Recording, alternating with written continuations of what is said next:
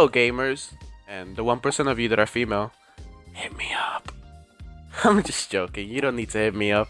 Just look, I have a high KD in a 6-year-old video game. That must mean I have pussy lining up outside the skid mark that is my room. But that's besides the point. You came here because, well, because user guides is all that trends in this channel. And if I upload anything besides GTA, it goes as well as Nicholas II. Cunts. But wait, ThighMangler, you can't call your viewers cunts, that's messed up. Yeah, but someone on my stream said that I have a small peepee.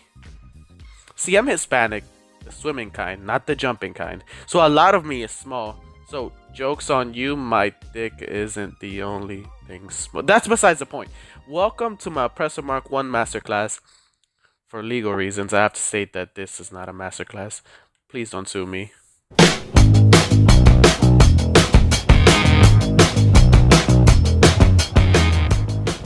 The Oppressor MK1 is a bike added in the GUNRUNNING DLC.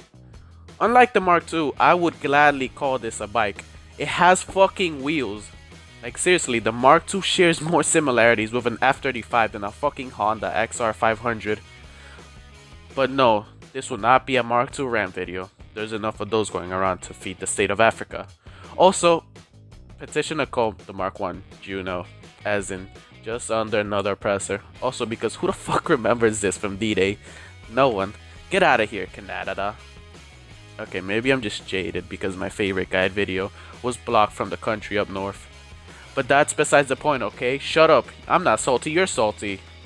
Heading to the customization, we've got armor, 100 brakes, race brake. Look, the game is 6 years old. If you need me to tell you that the most expensive upgrades are generally the best, you have not played this game. But wait, this time around, when selecting the engine, you are greeted by a subcategory. Engine tunes and engine block? Take my fucking money, Rockstar. Oh, and also engine tune level 4.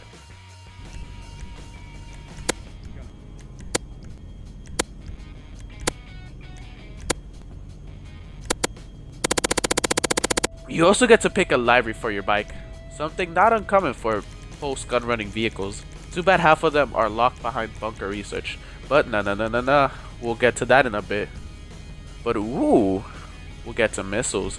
This is an interesting one. So as I mentioned on the B11 video guide, the Mark I shares the same type of missiles as the B11, both being limited to 30 missiles but having better than standard tracking, yet not high tracking like the Chernobog in Mark II. Surprisingly, this makes Mark I dogfights one of the most fun things I have partaken in. Sadly, everyone just jumps out of it or evils to grab a...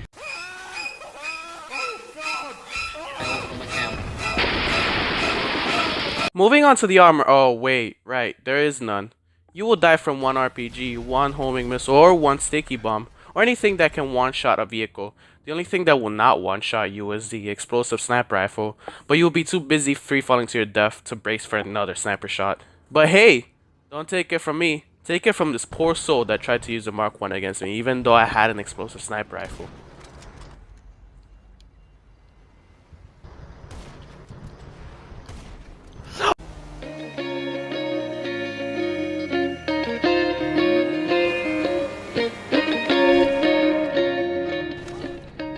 The Mark I is the only vehicle in the game in which doing a loop is a lot more beneficial than just going in a horizontal circle. But that's because the bike is meant to pick up altitude and not turn. As a matter of fact, all bikes are supposed to suck at turning. But doing a loop is virtually the only sort of maneuvering this bike is capable of doing. And it'll take all your concentration to do instead of trying to get on target with your enemy. But this is only if you're caught mid-air against something. If you're prepared to fight something that flies, like a Mark II or a Deluxo, you are better off grounded and firing missiles from the ground, since most of those will hit the ground behind you, while your missiles have more of a chance to hit them. It's even cuter when the Mark II starts getting scared of you in the Mark I and starts evoing to a grounded fucking Mark I. Bro, you're evoing to a Mark I. You are evoing to a Mark I. The EV401.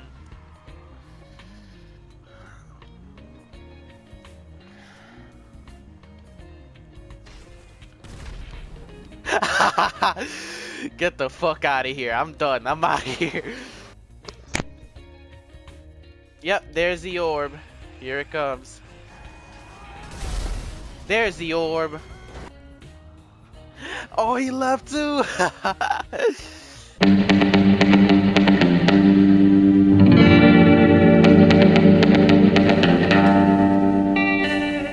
Going on the offensive on the Mark 1 is something you should rarely do. At least if you're trying to play it smart. Unless your target is a Honda Civic or a daycare, you want to wait for your foe to strike first. The idea is that if you wait to see what the other person is doing, it'll be so much easier to counter.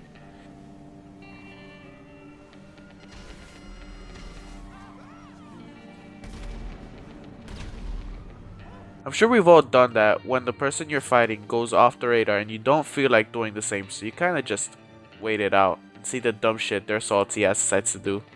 It's pretty cute, seeing it all unfold. Well, in the Mark 1's case, you let the likes of a Mark 2 come to you. Of course, you need to drive towards him, but you don't fly at him.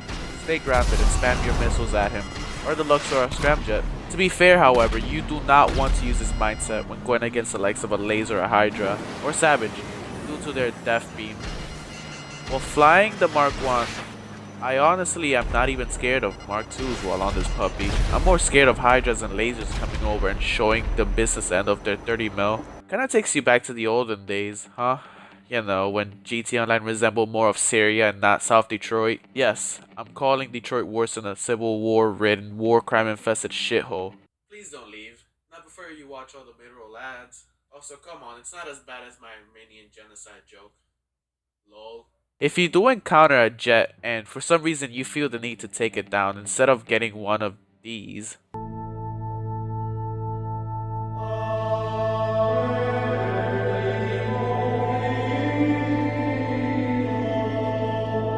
then you need to start picking up altitude. The best way to do so is by using buildings to gain altitude.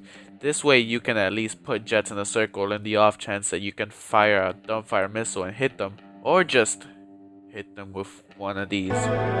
And now I get it. You're now asking, What's the point in getting this if you can't take down jets effectively?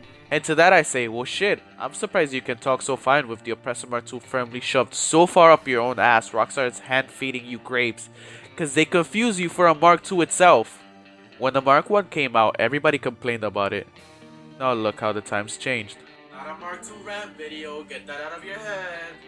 Mark II bad, like if you agree. See, the one thing the Mark I couldn't do, besides get you laid, was it had a tough time fighting jets. To be fair, that's honestly a damn good deal in hindsight. That's actually fair.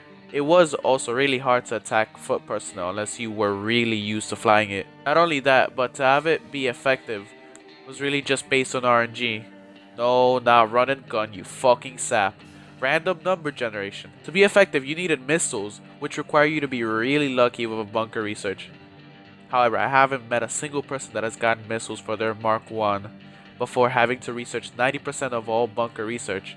I'm sure Rockstar has some sort of system that made it impossible to get the better research items earlier in the researching tree. Probably have implemented the same system with the casino wheel. Technically, it's both a good thing and a bad thing that they locked this research item behind a staged RNG research progression. It's bad because it's artificially locked content while lying to the player, but good because it meant that the people who did have it, well, they kinda deserved it. Because if they locked it behind a certain level, well, people have modded accounts, so why does that matter? If they locked it behind money, everybody would have it, and it'd be cancer. But by locking it behind a research tree that requires you to wait around for a bit, even if you put as much money into fast tracking everything, it still requires you to play the game. That's actually kinda nice. And while Rockstar got a lot of shit for doing this, I for one think I like it. It also gave me a direction, something to do, and gave me a goal while playing the skid mark on society that is GTA Online. So, good on you, Rockstar. You get a ThighMangler seal of approval. You can cash it in at your local vending machine for a half-eaten bag of Takis.